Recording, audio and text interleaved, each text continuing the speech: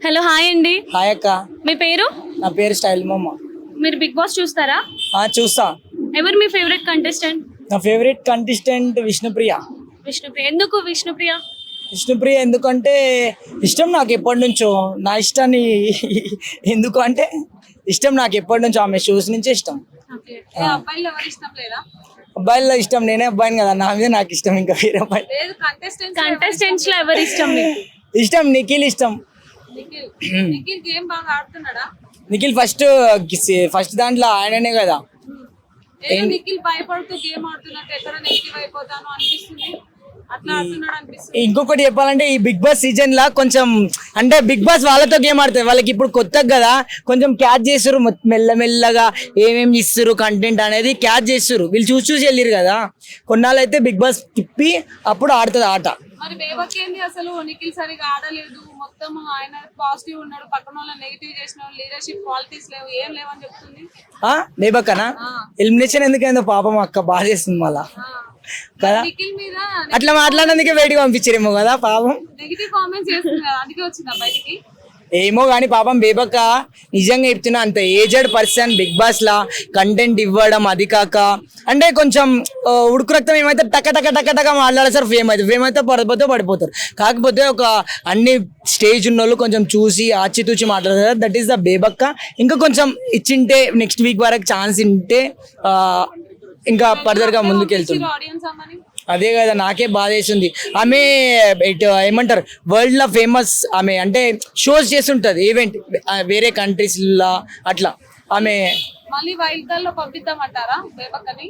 పంపిస్తే కొంచెం అంటే ఆమె అందరితో కావాలి, అది కాలేకపోతుంది తొందరగా, ఫ్రెండ్షిప్ కాలేకపోతుంది అట్లా. మణికంఠ మీద మీ ఒపీనియన్? అరే మణికంఠ అంటే నాకు బాధ వేస్తుంది అక్క పాపం. ఎందుకంటే ఆయన కొన్ని స్టార్టింగ్ రోజే ఆడొచ్చి రవిపూడికి ఆడే ఏడిపించిండు. ఆడనొద్దులే, ఏడిపించిండు పాపం. ఫస్ట్ రోజే ఫస్ట్ బిగ్ బాస్ గేమే మనతోటే స్టార్ట్ చేసింది.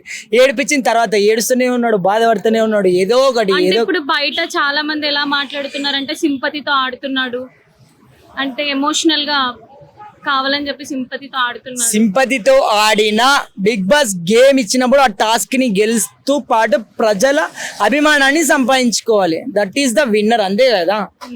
సింపతి ఉన్నా కూడా బయట పబ్లిక్ ఓటేసిన బిగ్ బాస్ గేమ్. అరే సేవ్ అయ్యండి, ఏడిచిండు, సేవ్ అయ్యండి అంటారు ఏంది? అరే కొన్ని సిచ్యువేషన్ లో టక టక లైవ్ షో కాబట్టి ఏమన్నా మాట్లాడినప్పుడు ఫీల్ వచ్చింది, బాధపడిండు. సింపతి ఏంది? తన మెంటాలిటీ అట్లుంది పాపం. మనం ఒకరిని జడ్జ్ చేయొద్దు అట్లా, ఎవరి లోపల ఎలాంటి ఫీల్ వస్తుందో. But I don't know, every one ఎవరికి తెలియదు కాబట్టి వాళ్ళ ఫీల్ వాళ్ళకి. అది లైవ్ షో కదా, డైరెక్ట్ నిజమే మాట్లాడతారు మాక్సిమం. అతనికి అనిపించింది సడన్ లో ఒకడు ఎట్లా అది ఇది మాట్లాడితే బాధ అనిపించింది. ఫస్ట్ రోజు కూడా ఏడ్చింది. వాళ్ళ అనొచ్చు కదా, అది కూడా సింపతినా? స్టార్టింగ్ బయటకు పంపిస్తుంటే కూడా ఏడ్చింది. అది సింపతి కాదు, అట్లా చెయ్యకూరి, అది కరెక్ట్ కాదు. ఫస్ట్ రోజే అనిల్ రవిపూడి వచ్చి ఏడిపించి వేయండు. అప్పుడు కూడా పాట పాడుకుంటే ఏడ్చిన పాపం. ఉంటాడు అంటే కంటెంట్ ఫస్ట్ రోజు కూడా మనోడే లేచిండు మణికంఠనే. మొత్తం షో మొత్తం మణికంఠదే ఫస్ట్. సో మణికంఠ ఇంకా ముందుకు గేమ్ అంటే కొంచెం బిగ్ బాస్ నీకు దీంట్లో ఒక స్టామినా ఇస్తుంది, అన్నిటిని ఎదుర్కొనేంత కెపాసిటీ నీకు వస్తుంది అని నేనైతే అనుకుంటున్నా. నెక్స్ట్ అంటే ఫర్దర్ గా చేంజెస్ చేసుకుంటాడు, అంతే కదా. సోనియా అంటావా బ్రో? ఫైర్ అంటే సోనియా బ్రో.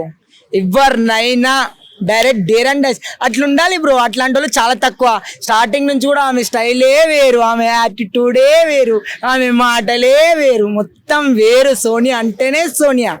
ఈసి వాడేస్తుంది, ఎవ్వరికి భయపడలేదు. లాస్ట్ బిగ్ బాస్ వస్తే కూడా బిగ్ బాస్ తో కూడా పోరాడుతుంది ఆమె. అట్లుంది కంటెంట్ మాత్రం.